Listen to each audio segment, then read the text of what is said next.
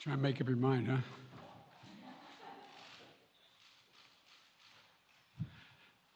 Well, good afternoon. Yesterday, Vladimir Putin recognized two regions of Ukraine as independent states. And he bizarrely asserted that these regions are no longer part of Ukraine and their sovereign territory. To put it simply, Russia just announced that it is carving out a big chunk of Ukraine. Last night, Putin authorized Russian forces to deploy into these regions.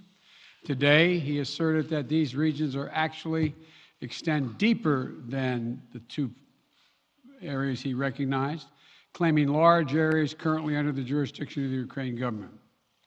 He's setting up a rationale to take more territory by force, in my view. And if we listened to his speech last night, and many of you did, I know, he's setting up a rationale to go much further.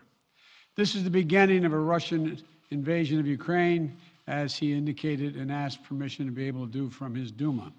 So let's begin to, I'm going to begin to impose sanctions in response far beyond the steps we and our allies and partners implemented in 2014.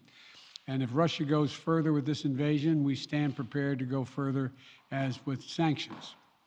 Who in the Lord's name does Putin think gives him the right to declare new so-called countries on territory that belong to his neighbors? This is a flagrant violation of international law and demands a firm response from the international community. Over the last few months, we've coordinated closely with our NATO allies and partners in Europe and around the world to prepare that response.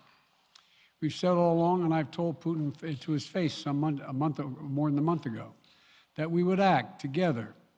And the moment Russia moved against Ukraine, Russia has now undeniably moved against Ukraine by declaring these independent states.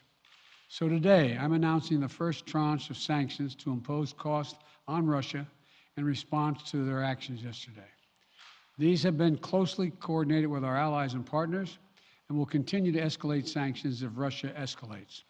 We're implementing full blocking sanctions on two large Russian financial institutions, VEB and their military bank.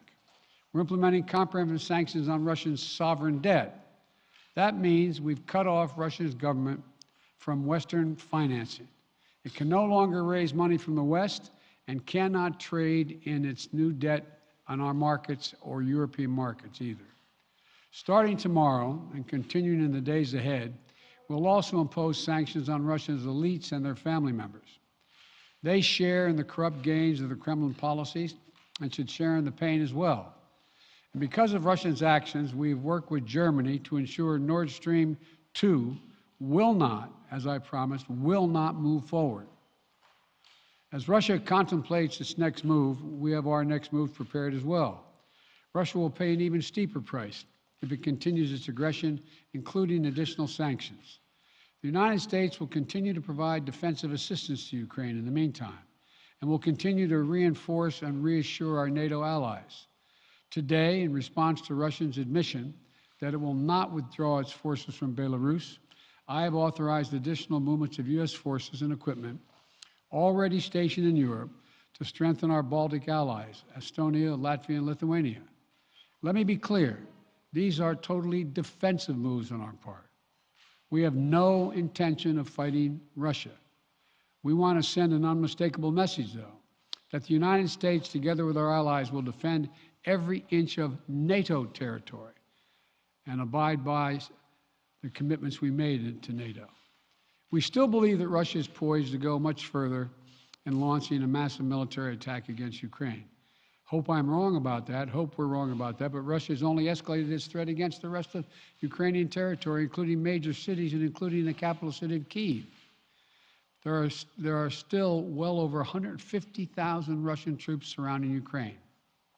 And as I said, Russian forces remain positioned in Belarus to attack Ukraine from the north, including warplanes and offensive missile systems. Russia has moved troops closer to Ukraine's border with Russia. Russia's naval vessels are maneuvering in the Black Sea to Ukraine's south, including amphibious assault ships, missile cruisers, and submarines. Russia's moved supplies of blood and medical equipment into position on their border. You don't need blood unless you plan on starting a war. Over the last few days, we've seen much of the playbook that Secretary Blinken laid out last week in the United Nations Security Council come to pass. A major increase in military provocations and false flag events along the line of contact in the Donbass. Dramatically staged, conveniently on-camera meeting of Putin's Security Council to grandstand for the Russian public. And now, political provocation of recognizing sovereign Ukrainian territory as so-called independent republics in clear violation, again, of international law. President Putin has sought authorization from the Russian parliament to use military force outside of Russian territory. And this set the stage for further pretexts of further provocations by Russia to try to justify further military action. None of us should be fooled. None of us will be fooled. There is no justification. Further Russian assault in Ukraine remains a severe threat in the days ahead. And if Russia proceeds, it is Russia and Russia alone that bears the responsibility. As we respond, my administration is using every tool at our disposal to protect American businesses and consumers from rising prices at the pump. As I said last week, defending freedom will have cost for us as well and here at home. We need to be honest about that. But as we do this, I'm going to take robust action to make sure the pain of our sanctions is targeted at the Russian economy, not ours. We're closely monitoring energy supplies for any disruption. We're executing a plan in coordination with major oil-producing consumers and producers toward a collective investment to secure stability in global energy supplies. This will blunt gas prices. I want to limit the pain the American people are feeling at the gas pump. This is critical to me. In the last few days, I've been in constant contact with European leaders, including with Ukrainian President Zelensky. Vice President Harris met in person with the leaders in Germany over the weekend at the Munich conference, including President Zelensky. At every step, we have shown the United States and our allies and partners are working in unison, which he hasn't been counting on, Mr. Putin. We're united in our support of Ukraine. We are united in our opposition to Russian aggression. And we're united in our resolve to defend our NATO alliance. And we're united in our understanding of the urgency and seriousness of the threat Russia is making to global peace and stability. Yesterday, the world heard clearly the full extent of Vladimir Putin's twisted rewrite of history, going back more than a century, as he waxed eloquently, noting that, well, I'm not going to go into it, but nothing in Putin's lengthy remarks indicate any interest in pursuing real dialogue on European security in the year 2022. He directly attacked Ukraine's right to exist. He indirectly threatened territory formerly held by Russia, including nations that today are thriving democracies and members of NATO. He explicitly threatened war unless his extreme demands were met.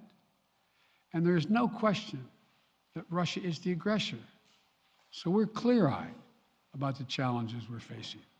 Nonetheless, there is still time to avert the worst-case scenario that will bring untold suffering to millions of people if they move as suggested. The United States and our allies and partners remain open to diplomacy if it is serious. When all is said and done, we're going to judge Russia by its actions, not its words. And whatever Russia does next, we're ready to respond with unity, clarity, and conviction. We'll probably have more to say about this as it moves on. I'm hoping diplomacy is still available. Thank you all very much. Sir, are you still open to meeting with Vladimir Putin, sir?